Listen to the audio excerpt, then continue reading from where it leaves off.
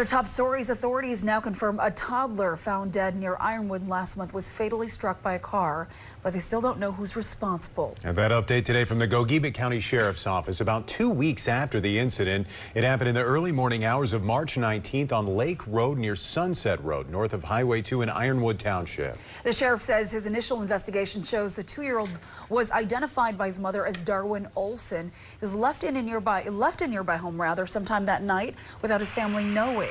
They say Darwin then entered the road, and that's when he was hit by a car traveling north on Lake Road sometime between 4 a.m. and 4:41 a.m. The sheriff says they identified vehicles driving north in the area at that time, and those drivers are continuing to cooperate with authorities during the investigation. This investigation is ongoing, and authorities say more details will be shared when they're finished.